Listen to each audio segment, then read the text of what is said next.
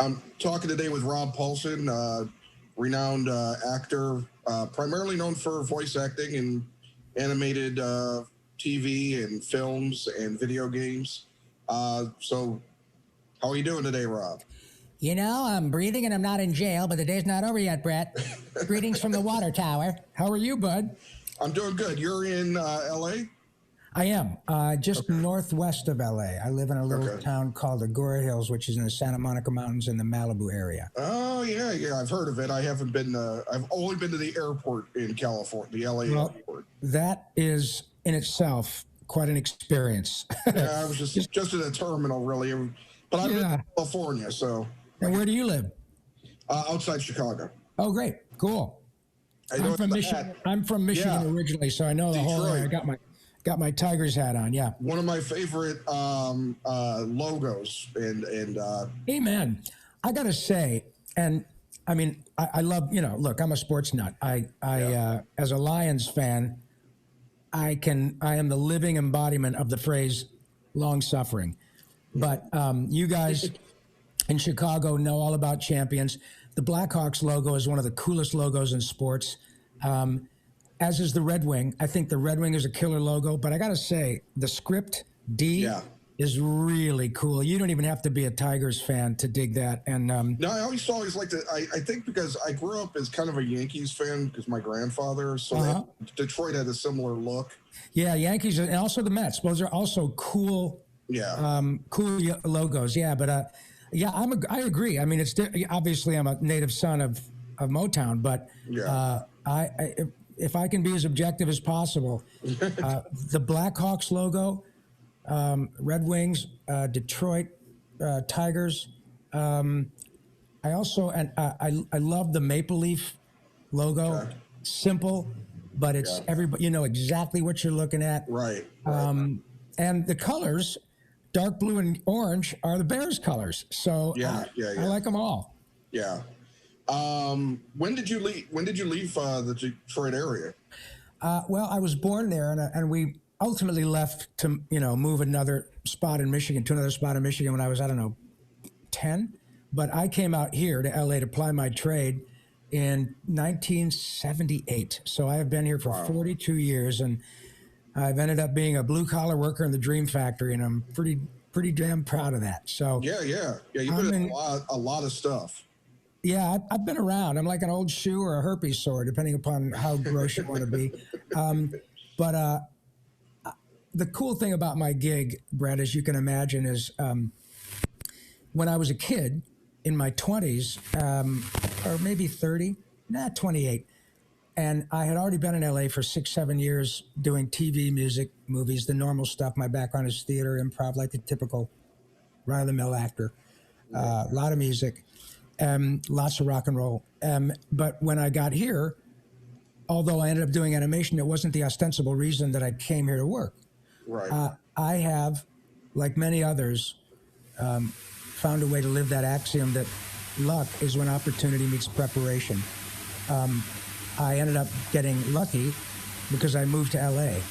Nobody would have seen me do what I do in Michigan and then say, hey man, you're really good at this, and this. You're a good actor. You got some chops. You got a long way to go. But you ever thought about doing animation? And of course I had, but it wasn't the reason I came here. But because I was here, that door opened, and I'm so glad it did. Because when I was a kid, as you're first starting out, it's all about how you look. Do you look like you could be so and so's brother? Are you short enough to be so-and-so's boyfriend, whatever. But when I stepped into that first animation session, it was for G.I. Joe. And then subsequent to that, I got Transformers. But the first thing I noticed was all these wonderful actors, many of whom I recognized from episodic television growing up, who were completely unencumbered by their visage. Nobody gave a shit what they looked like. They're just playing. The absolutely purest form of acting. The reason actors become actors because hey, my mom has some costumes, let's put on a show. It really was that simple. Yeah. And so to not be judged by this and not have your whether or not you get a job be due in large part to this was incredibly freeing. And now, in my 60s, I'm working every day, and I'm still not judged on the way I look. So I'm really grateful that not only the opportunity presented itself, but that I had the type of ego that said, "Oh shit, I don't care if people recognize me. I want to work." So it's been a good choice. Yeah, that does become the thing, and it does become a moment where you have to kind of like, is it, even though it wasn't why you went out there, you still realize it's acting, it's work. Probably coming from the Midwest too helps the work routine too. Oh man, Brett, not being born in LA too. In the house. My friend, you have taken the words right out of my mouth, and I have said that.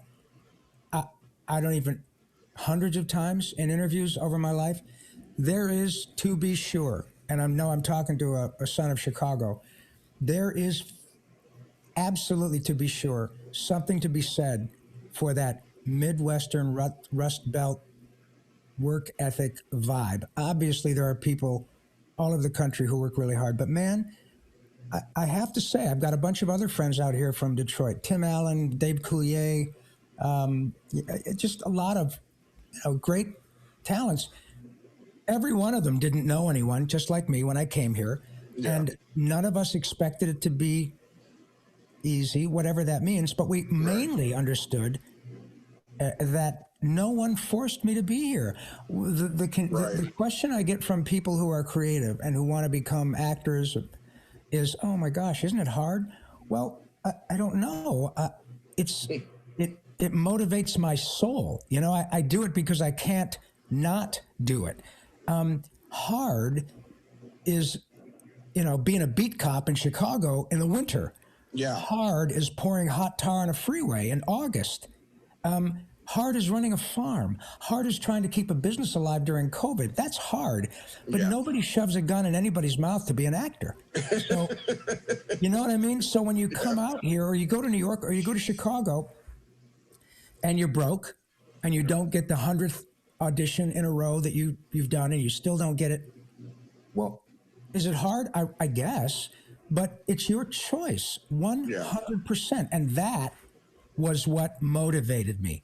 That growing up with that ethos and that type of family who said, "Look, dude, you won the lottery just by being born in the United States to parents who love you and are willing to, feed, clothe, and educate you. You're on your own, but it's up to you to go get it." So it was drilled into me lovingly from the time I was born that this country, millions of people try to come here all the time to do what you've been given the opportunity to. You can just go wherever you want. You don't have to worry about a new language, money, all you got to do is get out there and try it. And so it never occurred to me that, "Oh, poor me," or "This is too hard," or whatever. And that's not to say that people who try stuff say, "Not for me, I'm going to change my mind." But that's not what we're talking about. We're talking about being able to say, "Yeah, okay, it's challenging. So what? Go at, stick at it until you change your mind." And so you are preaching to the choir with respect to the Midwestern work ethic. It's the truth. Yeah. Speaking to that, though, and your parents obviously supported you, but was there any pushback at first? Oh, yes. Oh, yes. Tremendous. You're from Michigan. I know. I'm the oldest in my family, oldest child, and I still remember, Brett, the day that I came home after my first year at U of M. I primarily wanted to be a U of M student because I just wanted to go to, football games at M Stadium. Yeah. By the way, if you've never been to a football game in Michigan Stadium, you don't even have to be a college football fan. Yeah. It is a miraculous experience to be with 105,000 people in an enclosed space. It's just the best. Anyway, so after my first year, I came home and I sucked it up. I had already been bitten by the performance bug, doing a lot of, music, theater. And I came home and I sat down with my parents and I said, "I'm wasting your money and my time. As much as I love Ann Arbor, as much as I love the whole thing, I want to be in the moving picture business, and I think it's time for me to go to LA. And my father especially, and I understand why, because now my son is a college graduate, married up. Okay. And as I said, I'm the oldest in my family. So the example is something that they wanted to set. First one to go to college? Yeah. Well, the first, not in my family. No, my dad went to college, but Okay. First. Because that would have been an even bigger deal. Yes. No, that was not the case. And yes, it would have been even worse. But they were measured, clearly not happy, but not, screaming at me. They said the pat answer, which is, look, get your degree. Then, right. And I understand that. I said, you know what? No, I've been on the road now.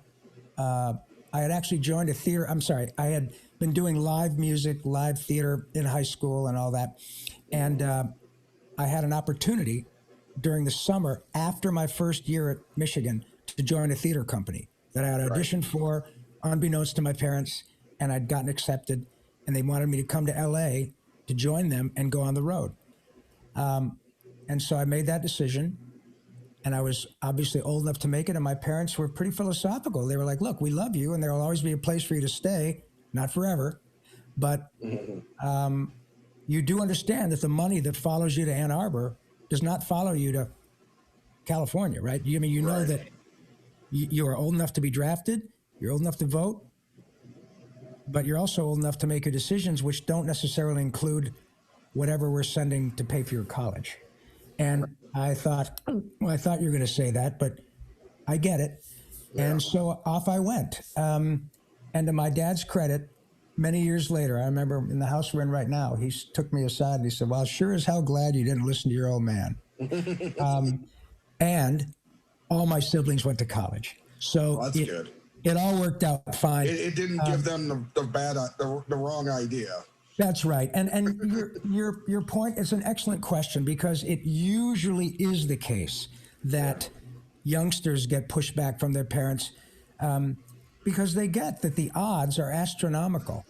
And what I tried to explain to my parents was, look, I really am so driven to do this now. I look at it as, if I don't go now, I may have to try, and I wait till later, I may have a relationship that I got to be sensitive to. I may have more financial encumbrances. Right now, all I've got, like a lot of us, is my dream and my drive. And I can be selfish and think about what I got to do. Yeah. I can always go to school later. That's the way I looked at it. And as it happens, it worked out for me. And I honestly don't think I would do anything different. I'm really glad that I came when I was very young. And I know a lot of people who come after college. It would have been, I could get out here at 23 or 24. That's fine too.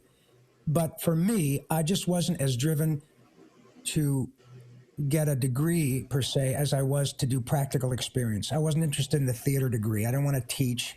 A degree in theater, while I would never suggest that it will harm you, it's not like you get a degree in acting, even from Yale or. And you bring it into your audition. Right. Oh, you're a proven accredited actor. Yeah, it's great. But okay, great. Do you fit the suit? Are you tall enough? Are you short enough? Are you white enough? Are you black enough? All the stuff we discussed earlier. So it was the right decision for me, and my parents, to their credit, were very supportive emotionally. They said, look, we're not going to let you starve, but don't call every other week for another $300-400. It's not going to happen. And it didn't. And so Midwestern work ethic, I'd had a job since I was 14. Right. So I got to LA. The money I came with was spent when I found an apartment. First and last month's rent, I was broke. Next day, I got a job. It was part of the deal. It wasn't like, oh my God, I'm broke. It was, well, yeah, you're here now. You don't know anybody. I reckon you better get a job. It was, it's like, that's what you do, Yeah. All right, I got to ask, where was your first apartment? My first apartment was in Redondo Beach, literally across the street from the ocean. Didn't have an ocean view, but it was a large complex, and had get this, a 1-bedroom apartment across the street from the Pacific. Not an ocean view, but walk across the street. $360 a month. Which is a lot in what, late 70s? It was a lot because I came out here with a buddy of mine from Michigan because he wanted to check out LA, and he ended up leaving after about 6 months, but we came out here together.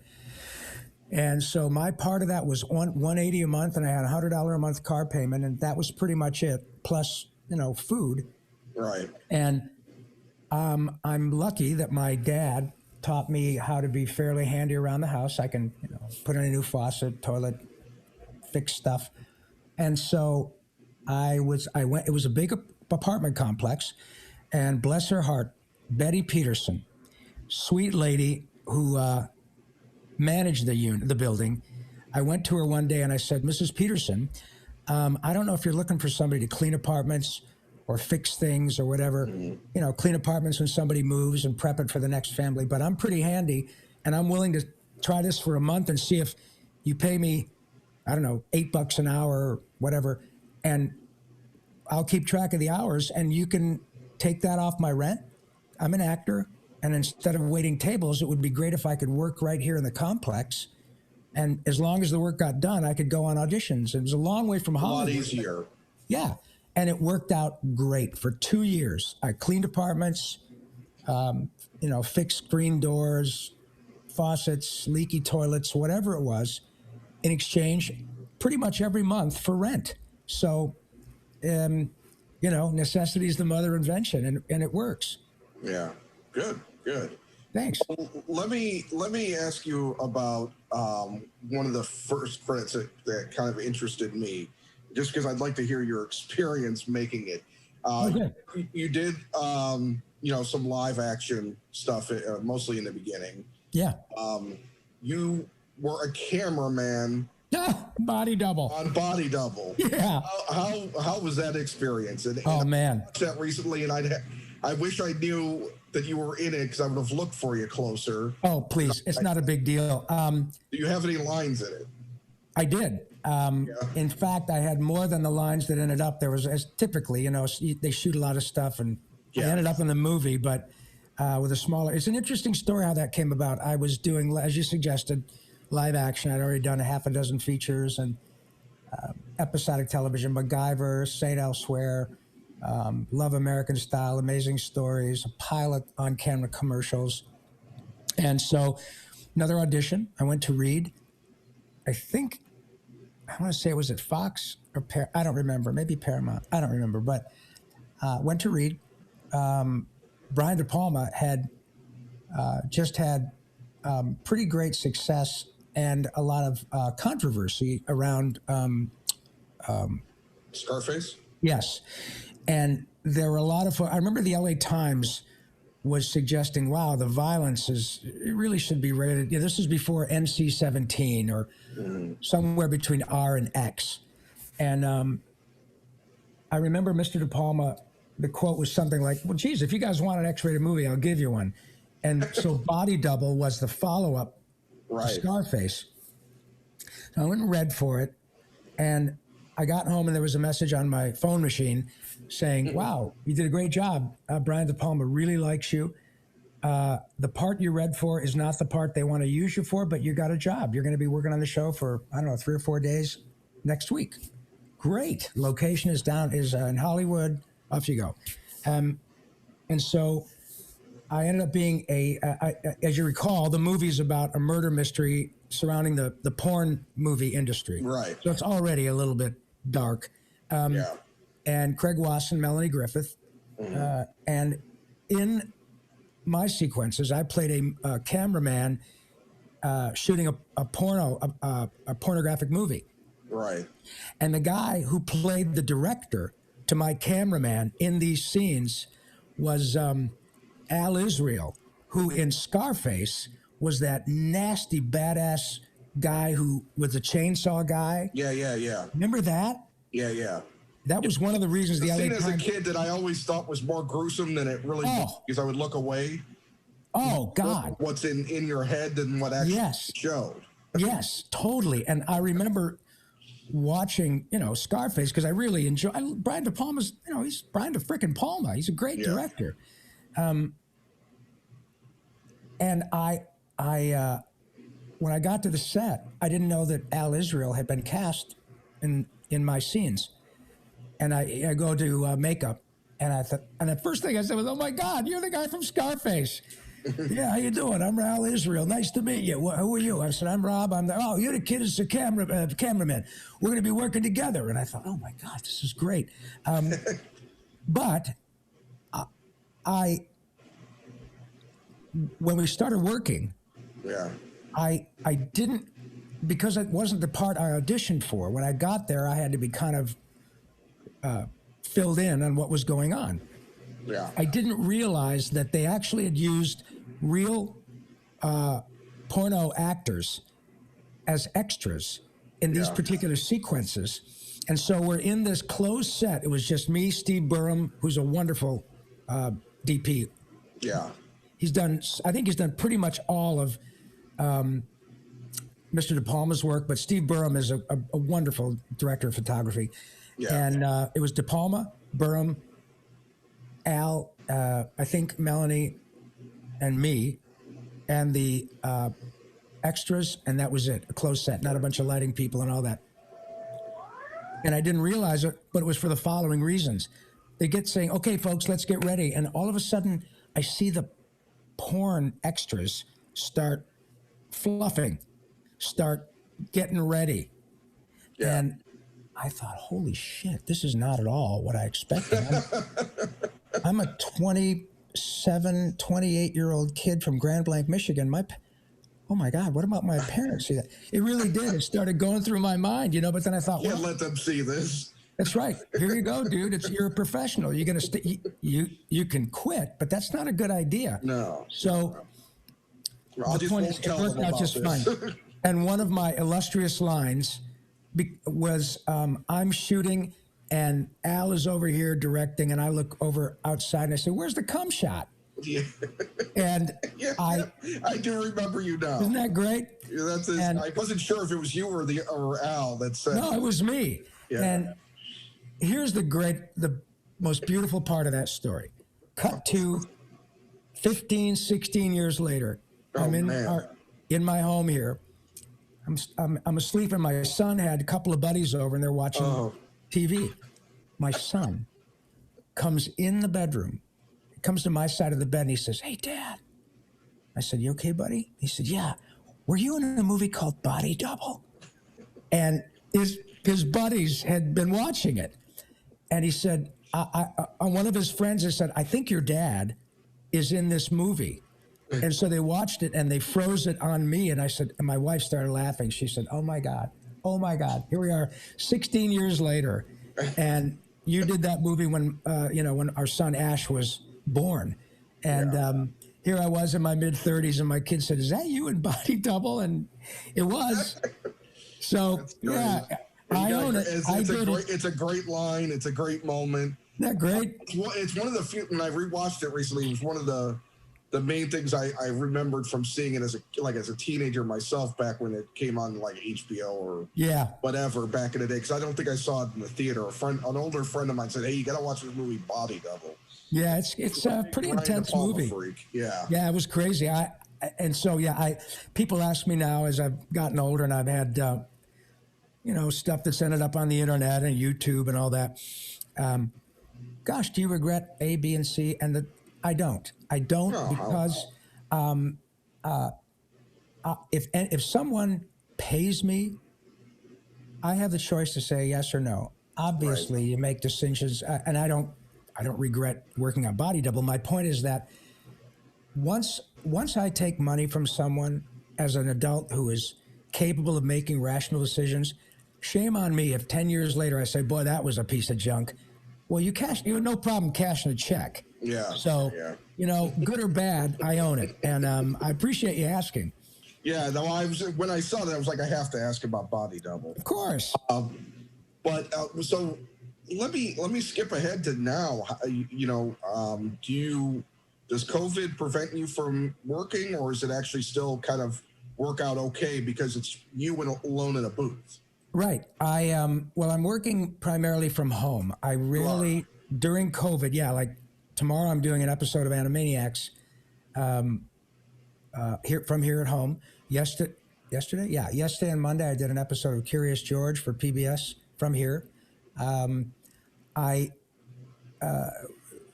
Because of the new technology like we're dealing with right now, I can do stuff in a reasonably quiet room that is broadcast quality,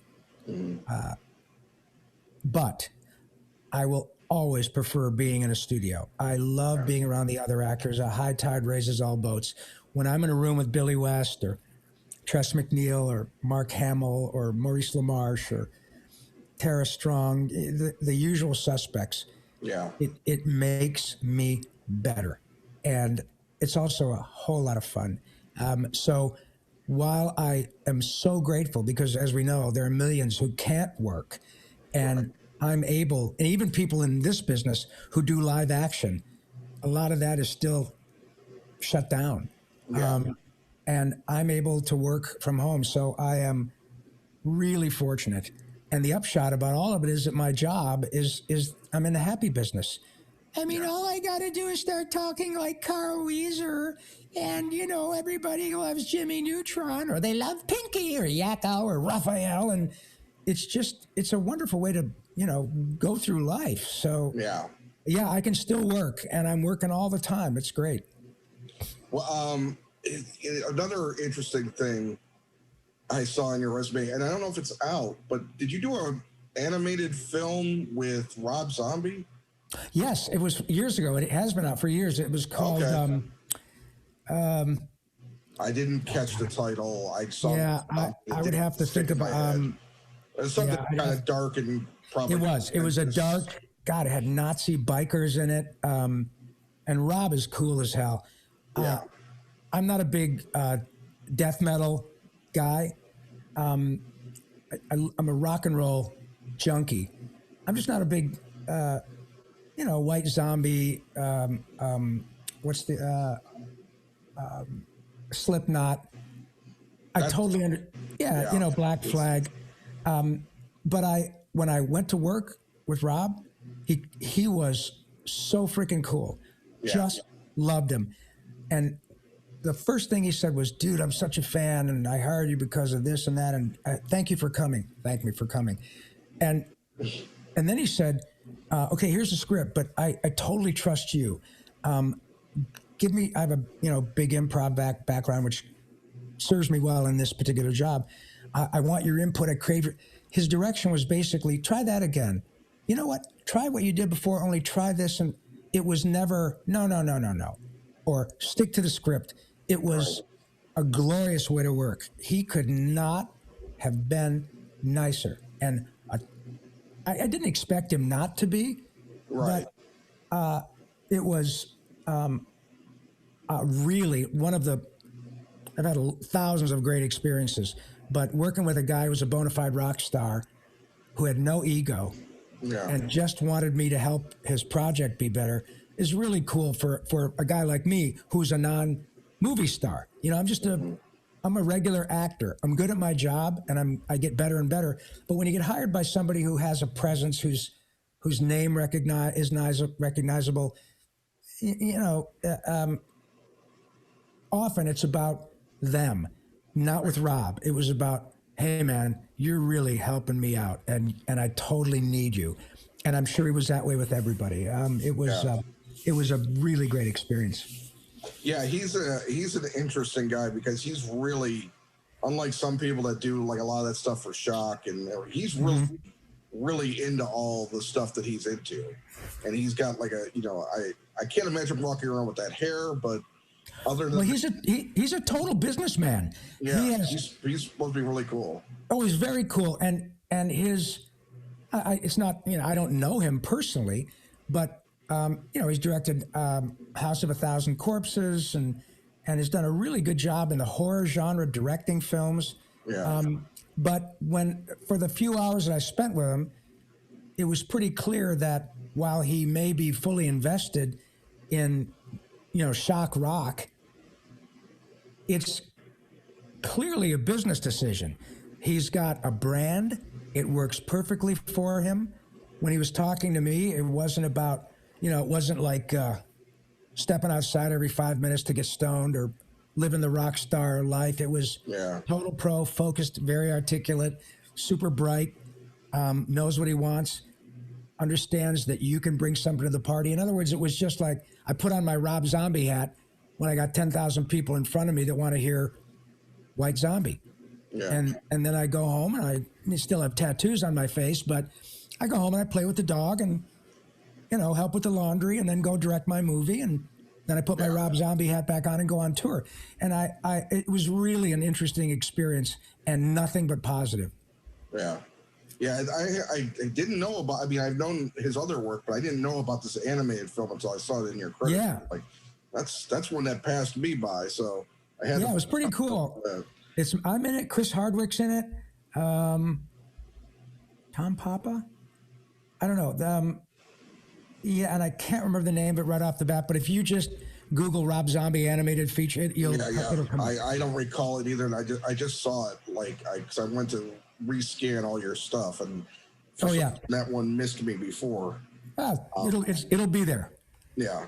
What tell me a little bit about the segue into video games. Because that's an interesting thing. That's something that really kind of came up more starting in the 90s when computer games became a little more advanced, right? Exactly. And again, it was a logical continuation of the technology that started presenting itself. And so typically, hey man, I got a video game that needs a character, and great. My process is no different. It's just a same kind of microphone, same kind of vibe, only it's in a video game. I'm not a gamer, and my kid is an expert gamer and is involved in the video game business now. But I probably did. I've done maybe 20 or 30 games. I am not even close to being one of the premier video game actors like Troy Baker or Nolan North or, the lots of incredibly talented people. Elias Tufexis, people who do a lot of that stuff. Jennifer Hale. I've done a few. I did have an experience one day years ago. I came home from work, and my son was in college at the time, and was home for a while. And I got home, and he kind of flipped out. He said, "Oh my God, Dad, why didn't you tell me that you were Cyborg Ninja?" And I said, "What the hell is Cyborg Ninja?" He said, "This is you, right?" I said, he showed me the picture. And I said, "I don't know, man. I don't even know what you're talking about." He said, "This is from a game called Metal Gear Solid." And I remember doing it, but it was years ago. So my kid, all the work I've done, he was a turtle fanatic. Your old man is Raphael, Pinky, Yakko, whatever. He flipped out because he's a video game junkie. And one of his probably top 10 video games is the Metal Gear series. And he couldn't believe that I had not told him that I was, that character. But apparently, doesn't help that you didn't really remember. Yeah. And so, I've done quite a few of them, but none of them have been like Uncharted or The Last of Us or any of that really giant. Metal Gear's a pretty big one. Metal Gear's a big one. I was only, I think a small part. But I have to say that since then, and under normal circumstances, when I travel around the world to conventions to sign stuff, I get a lot of people your age and younger who will come up and say, "Oh my God, please sign my picture of Cyborg Ninja." And I had no idea that it made such an impact. But that's one of the really cool things about the video game genre, YouTube, all this technology that allows good and bad stuff to be out there. Yeah. But ultimately, it gives guys like me a real shot at having a legitimate fan base. Because it doesn't take much checking around to say, "Oh, this guy, Rob Paulsen, wow, he's done a lot of stuff. I don't know if I like much of it, but he's done a lot. Yeah, So it's worked out pretty well. Yeah, well, let me ask you. There's two questions I have to ask, and I'm probably going to wrap it up after that. But okay, with regards to signing things, do you do a lot of the Comic Cons or entertainment con things? Yeah, I do, and I love them. And I've been to C2E2. I don't know how many times there in Chicago. Yeah. I was a kind of a semi-permanent fixture on Mancow's show because Mancow loves cartoons, and both I and my friend Maurice LaMarche, who's my friend the Brain, and I'm Pinky, we got to go in and be on Mancow's show a few times. I went in to promote my book. I probably was on the show 4 or 5 times. That group of folks could not have been nicer to us. And I love Chicago. Every time I get a chance to do a convention, man, I can't get enough of it. It's exhausting, but it's, again, something I ask for. Nobody forces me to go. I can't get enough of it because it not only is very humbling and gratifying for me, but what I've gotten to learn over the past decade of doing, I don't know, I've probably done 60 or 70 conventions over that time around the world. And I not only have an incredible opportunity to interact with the fan base of all these shows. Look, Brett, I don't draw them. I don't write them. I'm good at my job, but shit, I ought to be. It is a deeply collaborative effort. It's not the Rob Paulsen show, but there is something to be sure about the way the voice of a character and the soul of a character affects people. Same with me, with Bugs, Daffy, Flintstones, all of that. But what I learn is the extent to which these characters connect with people. Honest to God, Brett, it's not false modesty. I had no idea until years ago when I started going out doing live events and people found out who I was. Firstly, the general reaction, whether it's 10 years ago, 10 minutes ago, or an hour from now, if somebody recognizes me at a Starbucks, all I have to do is say, hello, nurse, or, hey, God, Narv. And all it does is make everybody smile. Yeah. Sometimes it makes people cry happy tears because they have a connection that I'm not aware of. And so the convention experience allows me to hear people's stories. What I generally hear is, oh my God, you're the voice of my childhood. And I know it's not just me. A lot of us do this. Yeah.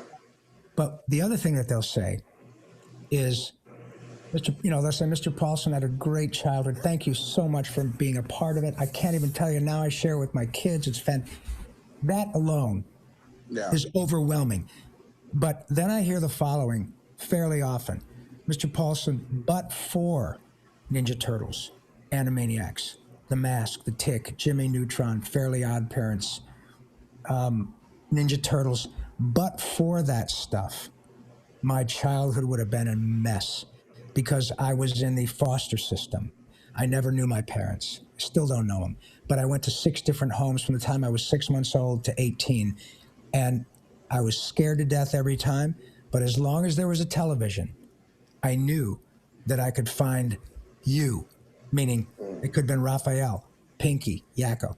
And that's the stuff that changed my life and why I can't get enough of it. Because it turns out, Brett, that these characters are way bigger than a paycheck. They're way bigger than the way I put food on the table or the sale of an action figure or a rating point. These characters get people through impossibly difficult times, often like through the death of their mother when they were 12, something that I can never comprehend. And they found their way to take the time out of their lives to tell me, you got to know what Ninja Turtles means to me, Mr. Paulsen. I'm fine now. Here are my kids. I'm 36. This is my wife. We're all wearing Ninja Turtle stuff.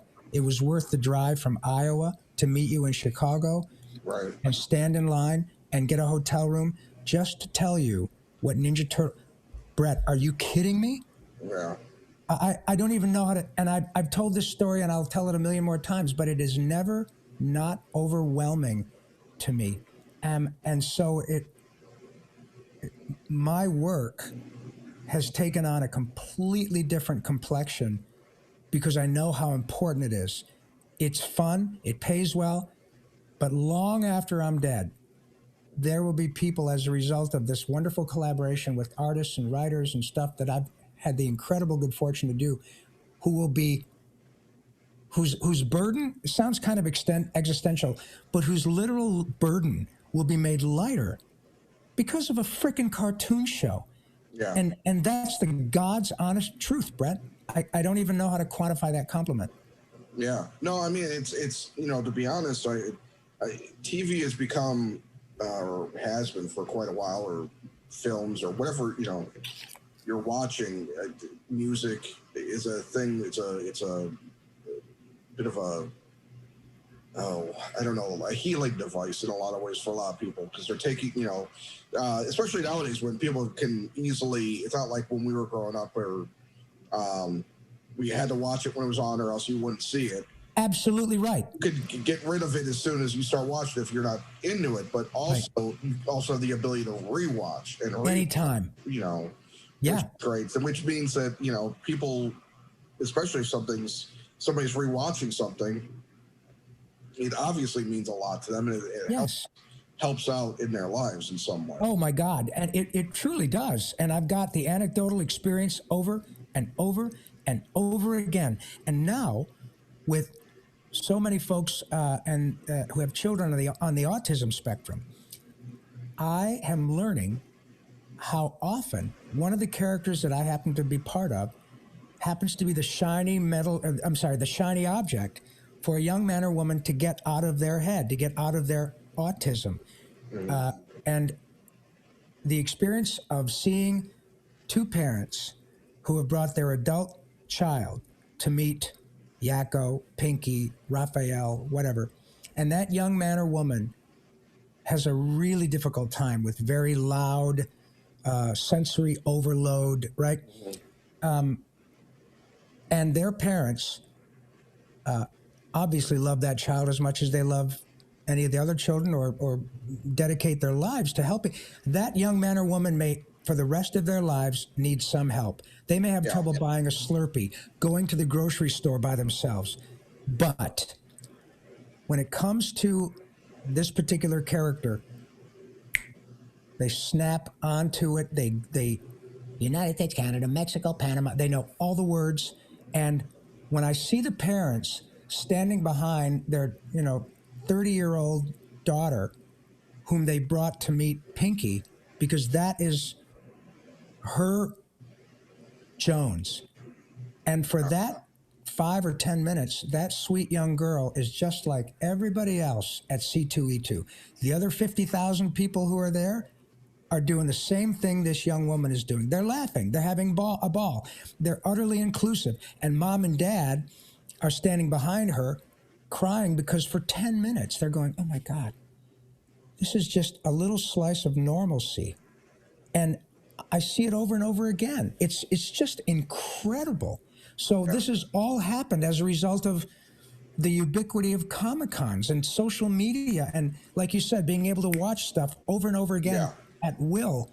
And it allows me to see how important this is. And I will never in a million years take it for granted, ever. It's wonderful. And may I say, guys like you who give me the opportunity to say my piece, you're providing a huge service for me. This is a privilege that you are allowing me to be on your show. We never know when someone who's going to be listening to what you're allowing me to do, Brett, is going to say, wow, maybe I'm going to take my kid.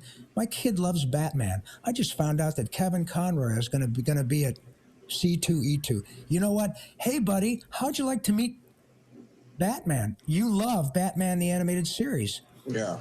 That actor is going to, you want to meet him? And you're allowing people to understand what's out there. So it turns out that we really are all in this together, and we're helping people out, man. So it's because of people like you that I get to do this. Well, I'm appreciative of having the time to talk to you. It's interesting how I choose people to speak to. Now, I wasn't like a huge I didn't have a huge knowledge of your work. Obviously, I know some. Who cares?